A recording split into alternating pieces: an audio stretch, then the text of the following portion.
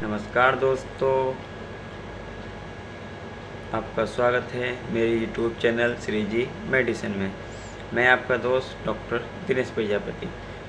दोस्तों, आज हम बात करते हैं डायरिया के बारे में। डायरिया एक बैक्टीरियल, वायरल और पैरासाइट इन्फेक्शन होता है। दोस्तों, पहले हम बात करते हैं डायरिया के प्रकार की। तो डायरिया दो प्रकार का होता है, एक्यूट डायरिया, क्रोनिक डायरिया।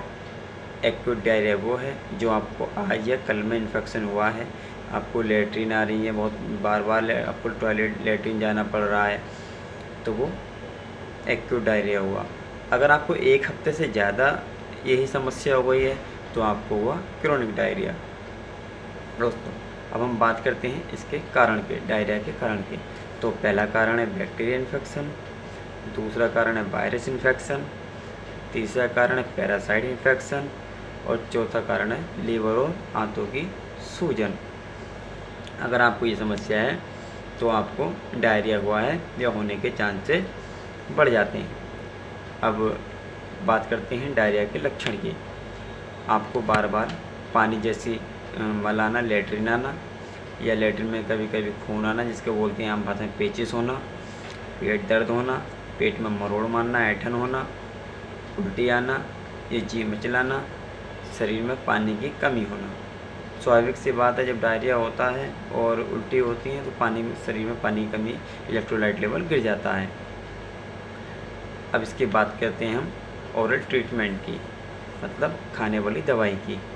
तो दोस्तों, इसमें सबसे पहले जो हम दवाई देते हैं टैबलेट स्पासमोनिल, पेट के दर्द के लिए, TDS में 3 समय।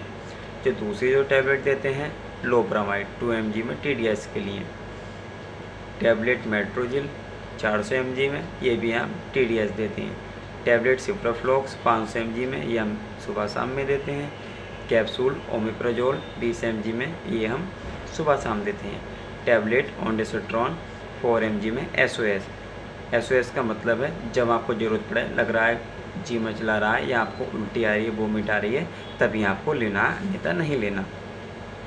और उसके साथ में हम लेते हैं इलेक्ट्रोलाइट का पाउडर। इलेक्ट्रोल नाम से आपको मार्केट में मिल जाता है, आसानी से अवेलेबल है दोस्तों। और उसको हम 1 लीटर पानी में घोल लेते हैं। एक पैकेट को शायद 15 ग्राम का लगभग आता है वो। तो हमें पानी उसी का पीना होता है। उसमें सोडियम, पोटेशियम, आयंस वगैरह और कई चीज़ें होती हैं जो हमारे शरीर में बॉडी फ्लूइड को बैलेंस करके रखता है, तो इसलिए हम वो लेते हैं। दोस्तों, अगर आपको ये दवाई ओरल ट्रीटमेंट लेने के बाद भी आपको आराम नहीं मिल रहा तो उसके बाद में आता है फिर पेरिटेरल रूट इंजेक्शन और बोतल लगाना। फिर जब नहीं रुक रहा दवाई से, फिर इंजेक्शन और बोतल लगानी पड़ती है। तो जो हम सबसे पहले दवाई लगाते हैं तो सबसे पहले इंजेक्शन आता है 100 ml में मेट्रोजिल का, मतलब छोटा इन्फ्यूज़न आता है, बोतल आती है मेट्रोजिल की 100 ml में आती है, वो आपको सबसे पहले वही लगाना तो है 100 ml में। कुछ किसी पेशेंट को सुबह शाम भी लगा सकते हैं हम, ज़्यादा इन्फेक्शन हुआ है तब। तो दूसरे इंजेक्शन की बात करें हम, पेंटो 40 mg में BD लगाना है आपको ये सुबह शाम में। ये इंजेक्शन जो आता है गैस के लिए आता है। ऐसा भी होता है कभी कभी इन्फेक्शन होता है तो गैस भी बनती है या खाने वाने में फूड पॉइजनिंग भी रहती है, उसकी वजह से। तीसरा इंजेक्शन है ऑन्डेस्ट्रॉन, ये भी सुबह शाम लगता है। जो इसकी बात करें ऑन्डेस्ट्रॉन की, तो उल्टी भी आती हैं हमें कभी कभी दवाई लगने के बाद, या वैसे ही आ रही होती है डायरिया में उल्टी या जी मचलाना, मलती, तो उसके लिए लगाती हैं हम। तीसरा इंजेक्शन है इंजेक्शन जेंटामाइसिन 80 mg में सुबह शाम। दोस्तों, ये जेंटामाइसिन इंजेक्शन बहुत ही अच्छा है। ये बैक्टीरियल वायरल इन्फेक्शन में, इसका लूज मोशन में, डायरिया में बहुत ही अच्छा रिजल्ट है। चौथा इंजेक्शन है इंजेक्शन C1 1 ग्राम में BD, ये आपको सुबह शाम लगाना पड़ता है।